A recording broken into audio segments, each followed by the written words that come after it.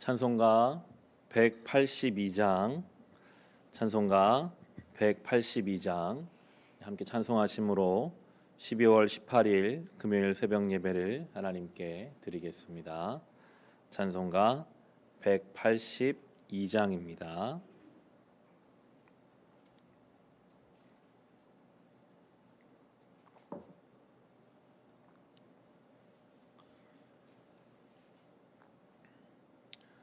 강물같이 흐르는 기쁨 성령 강림함이라. 정결한 맘 영원하도록 주의 거처 되겠네. 주님 주시는 참된 평화가 내 맘속에 넘치네. 주의 말씀에 거센 풍랑도 잠잠하게 되도다. 나의 생명 소생케 됨은 성령이 마심이라. 모든 의심 슬픔 사라져 주의 평강 넘치네. 주님 주시는 참된 평화가 내 맘속에 넘치네. 주의 말씀에 거센 풍랑도 잠잠하게 되도다. 하늘에서 단비 내리고 햇빛 찬란함같이 우리 마음에 성령이 많이 주님 보내심이라. 주님 주시는 참된 평화가 내 맘속에 넘치네. 주의 말씀에 거센 풍랑도 잠잠하게 되도다. 생명신에 넘쳐 흘러서 마른 광야 적시니. 의의 열매 무르익어서 주스를 기다리네. 주님 주시는 참된 평화가 내 맘속에 넘치네. 주의 말씀에 거센 풍랑도 잠잠하게 되도다. 놀라우신 주의 은혜로 그의 얼굴 뵙겠네. 평화로운 안식처에서 영원토록 쉬겠네. 주님 주시는 참된 평화가 내 맘속에 넘치네. 주의 말씀에 거센 풍랑도 잠잠하게 되도다. 아멘. 함께 기도하실 때 나라를 위해 기도합시다. 우리나라 코로나19 전염병으로 인해 어려운 중에 있습니다. 하나님께서 이 땅 불쌍히 여겨주사 치유와 회복의 은혜를 허락하여 주옵소서. 이 어려움 중에 나라가 분열되고 정죄하고 비난하는 것이 아니라 하나 되어 연합되어 이 시간을 잘 이겨낼 수 있도록 주여 은혜 베풀어 주옵소서. 특별히 한국 교회를 기억하여 주셔서 비판과 조롱의 대상이 되지 않게 하시고 빛과 소금의 역할을 감당하게 되는 이 땅의 교회가 되게 하옵소서. 함께 기도하겠습니다. 하나님, 허락하신 나라를 위해 이 땅을 붙잡고 기도합니다. 주여 우리를 불쌍히 여기소서. 전염병의 심각한 시간들을 보내고 있습니다. 경제적으로 삶이 어려워집니다. 관계적으로, 정서적으로 모든 면에 있어서 우리의 삶이 마치 광야길과 같으며 기근의 때와 같습니다. 그러나 주님, 이때에 우리로 하나 되게 하시고 정죄하고 비난하고 책임을 전가하려는 것이 아니라 그 모든 것이 우리의 문제인 줄로 깨닫고 한마음이 되어 연합하여 이 어려운 시간들을 잘 이겨내게 하시고 이겨낼 수 있는 지혜와 이겨낼 수 있는 여러 가지 마음들과 힘을 우리에게 주시옵소서. 세워진 정치 지도자들을 기억하여 주사 선한 양심으로 맡겨진 역할들을 잘 감당하게 하시며 특별히 한국 교회를 기억하여 주시어서 조롱과 비난의 대상이 되지 않게 하시고 하나님의 이름을 영광스럽게 할 수 있도록 교회가 빛과 소금의 역할을 넉넉히 감당하게 하여 주옵소서. 주님, 학교의 자녀들, 취업을 준비하는 청년들, 이 다음 세대들이 이 어려운 시간을 잘 이겨내게 하시며 그들의 마음에 소망과 희망을 허락하여 주시되 이 땅의 것이 아니라 영원한 하나님 나라를 바라며 그렇게 하네 믿음의 눈을 들어 맡겨진 삶을 살아갈 수 있는 믿음의 다음 세대들이 건강히 자라날 수 있는 이 나라의 민족이 되게 하여 주옵소서. 아버지, 우리를 불쌍히 여기사 회복의 은혜를 더하여 주시고 이 모든 전염병의 어려움들을 주님 잡아주셔서 다시 일상을 회복할 수 있도록 주여 은혜 베풀어 주옵소서.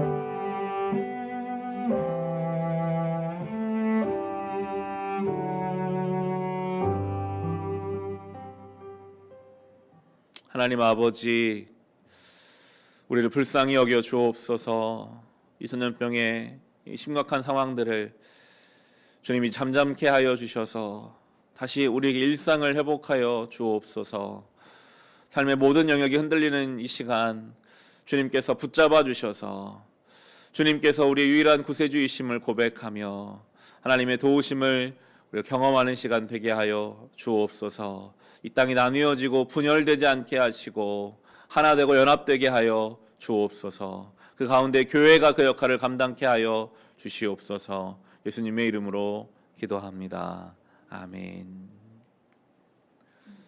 오늘 주신 말씀 함께 보겠습니다. 베드로 전서 3장 13절부터 22절까지의 말씀입니다. 베드로 전서 3장 13절부터 22절까지의 말씀입니다.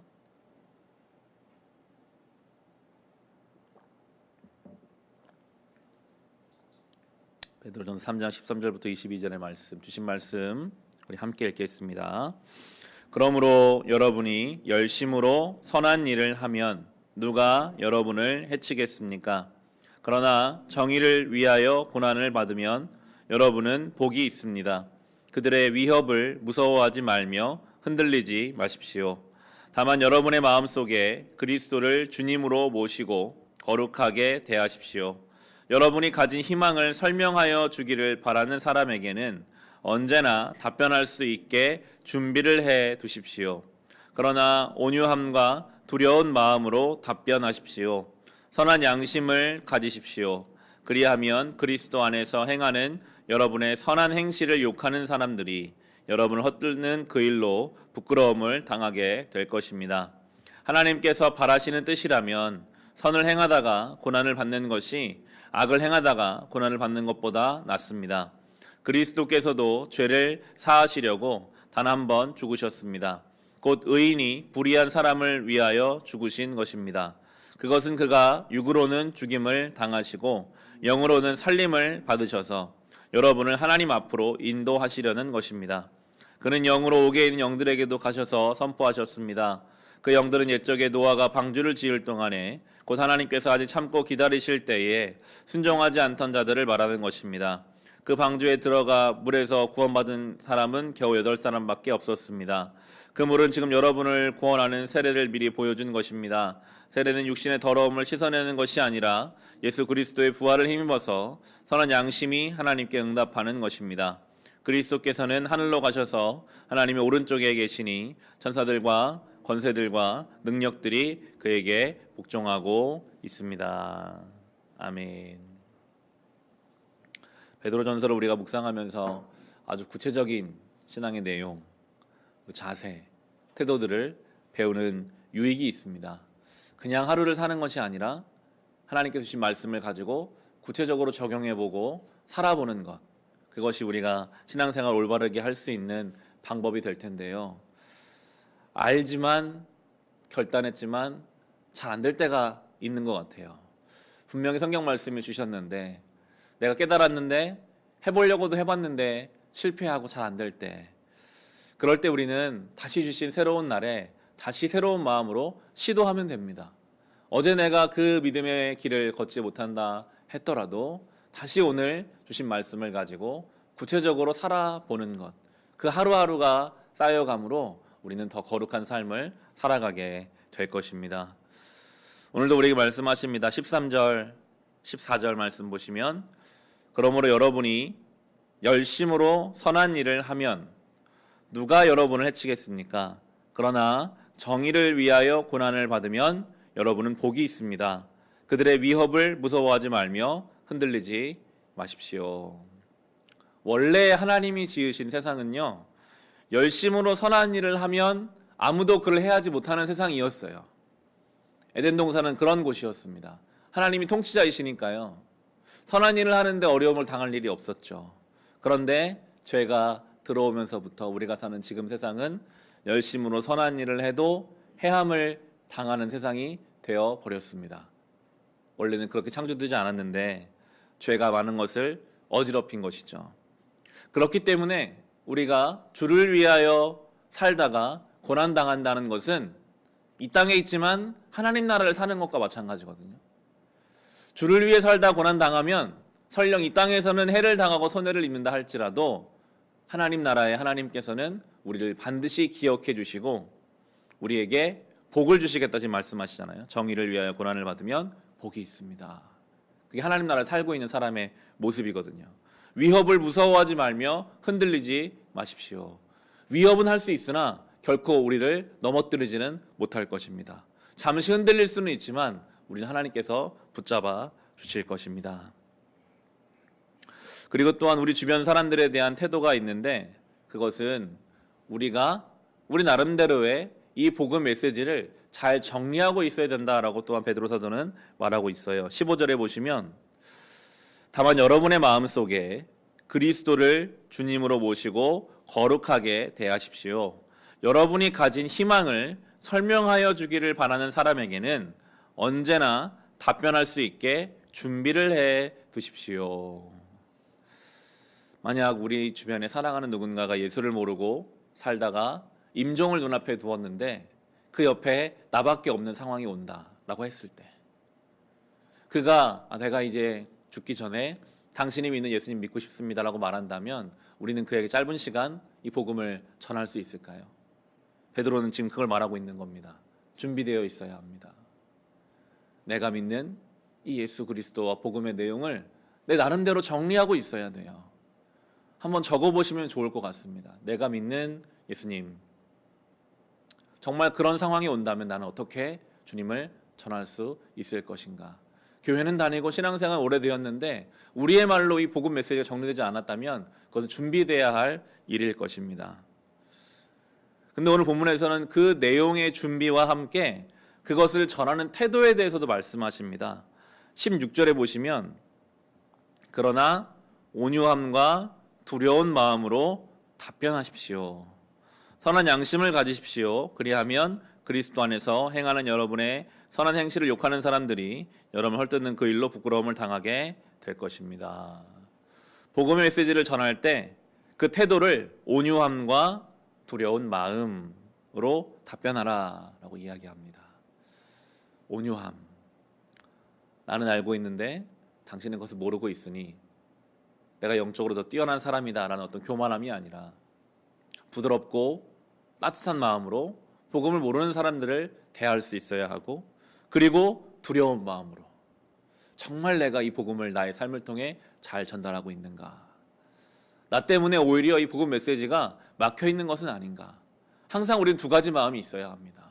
다른 사람들을 향해서는, 복음을 모르는 사람들을 향해서는 온유한 마음으로, 그러나 나 자신 복음의 통로로 사용한다고 주님께 부름받은 나 자신을 향해서는 두려운 마음을 가지고 있어야 할 텐데요.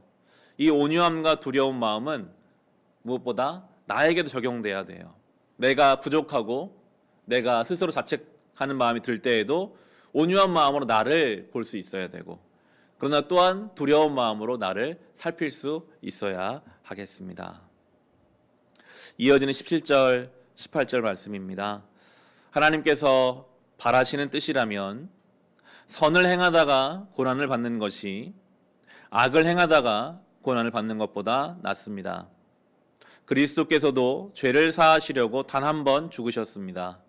곧 의인이 불의한 사람을 위하여 죽으신 것입니다. 그것은 그가 육으로는 죽임을 당하시고 영으로는 살리심을 받으셔서 여러분을 하나님 앞으로 인도하시려는 것입니다. 예수님이 가신 십자가는요, 육으로는 죽임을 당하는 길이었어요. 예수님이 육신적인 번성함을 이루려 하셨다면 많은 것을 아마 이루셨을 거예요. 능력이 있으시니까요. 로마의 황제 자리를 충분히 빼앗을 수 있으셨겠죠. 그런데 예수가 가신 십자가는요, 육신적으로는 죽임을 당하는 일이었습니다. 낮아지는 길이었고 아무것도 가지지 못하는 길이었지만 그 십자가는 영적으로는 살리심을 받는 길. 결론적으로 어떻게 됩니까? 육신적으로 죽어서 무덤에 묻혀도요, 영적으로 살리는 그 길은 그 죽은 육신을 부활시켜서까지 하나님 역사를 이루어 가요. 그런데 예수님 주변의 모든 제자들은 반대의 결정을 했죠. 자기 육을 살리기 위해 영을 죽이는 결정을 내린 많은 제자들은 가룟 유다는 스스로 자결을 했고, 많은 제자들도 예수님이 찾아가지 않으셨다면 평생을 죽은 영혼을 가지고 살아가는 사람들이 되었을 것입니다. 우리의 선택은 영을 살리는 길인가 육을 살리는 길인가 이렇게 갈릴 때가 있습니다. 오늘 내가 내린 이 결정, 과연 나는 무엇을 살리기 위해 결정을 내리고 있는가, 그거 살펴봐야 합니다. 우리가 영을 살리는 예수의 십자가를 따르는 결정을 내린다면 그 가운데 고난을 당한다 할지라도, 설령 무덤에 묻힌다 할지라도 그 죽은 육신을 살려내서 모든 것을 회복시키신 하나님을 우리가 경험하게 될 것입니다. 그게 성도의 삶이죠. 육신을 살리는 길이 아니라 영의 살리심을 받아 그 부활의 생명을 경험하는 것, 그것을 붙잡고 과연 그것이 나의 인생의 어떤 길인가, 어떠한 태도인가, 어떠한 결정인가, 오늘 하루 깊이 묵상하며 살아갈 수 있으시기를 주님의 이름으로 축원합니다. 이 시간 주신 말씀으로 개인의 기도 제목으로 우리 같이 기도하겠습니다. 하나님 아버지 감사합니다. 하나님의 은혜와 사랑으로 오늘 첫 시간 주님 앞에 드립니다. 베드로 전서를 통해 구체적인 신앙의 내용들을 가르쳐 주시니 감사합니다. 하나님이 원래 지으신 창조 세상은 선을 행하면 해를 당할 일이 없었는데 죄로 물든 이 땅은 선을 행한다 할지라도 해를 당하는 그러한 지경에 이르렀습니다. 그러나 우리가 선을 행하되 낙심하지 말지니 때가 이르면 반드시 거둘 것이요 하나님 나라를 위하여 당하는 고난은 복받는 길이요 영광스러운 길임을 우리로 깨닫게 하옵소서. 주님, 우리 안에 복음의 메시지가 잘 정리되어 있기를 간절히 기도합니다.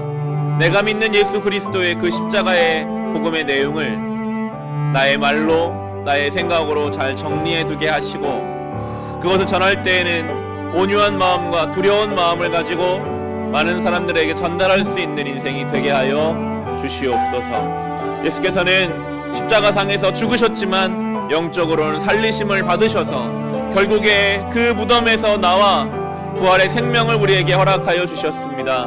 오늘도 우리는 인생의 수많은 갈림길에서 육을 살리는 길을 갈 것인지 영을 살리는 길을 갈 것인지 그 앞에서 우리 주님을 따라 영을 살리는 결정을 하며 그 가운데 모든 것을 합력하여 선을 이루시며 죽은 자를 살리시는 예수님의 그 놀라운 능력을 경험하게 하여 주옵소서. 아버지, 이 말씀 우리 안에 구체화되고 적용되기를 기도합니다. 아무리 그것이 적용되고 고백되어도 살지 못할 때가 있습니다. 그러나 주님 다시 주신 새로운 날, 주신 말씀을 가지고 살아내며 다시 엎드리며 다시 도전하며 이 믿음의 싸움을 싸워갈 때에 주여 우리로 하루만큼 더 거룩해지게 하시고 하나님 앞으로 더 가까이 나아가게 하여 주옵소서. 주님, 오늘 다시 새로운 날을 시작합니다. 사랑하는 성도들 모든 기도의 제목들 주님 아십니다. 응답하여 주시되 우리의 뜻대로 마시고 아버지의 뜻대로 행하여 주옵소서. 우리의 인생을 향한 하나님의 놀라운 계획이 있는 줄로 믿고 하나님을 믿는 마음으로 담대하게 살아가게 하여 주옵소서. 지친 자에게 주님 새 힘을 주십시오. 넘어진 자를 일으켜 세워주십시오. 지혜가 없는 우리에게 지혜를 주시며 사랑이 없는 우리에게 사랑을 주시어서 맡겨주신 삶을 넉넉히 살아가게 하여 주옵소서. 아버지, 믿음의 행위를 가지고 행하게 하시고 사랑의 수고를 감당하게 하시며 소망의 인내를 가지고 맡겨진 삶을 기다리며 참아내며 어려운 때를 잘 이겨내게 하여 주옵소서. 주여, 오늘도 우리와 동행하여 주사 모든 유혹과 시험으로부터 우리를 지켜주시며 특별히 전염병의 위험으로부터 우리를 지켜 보호하여 주옵소서.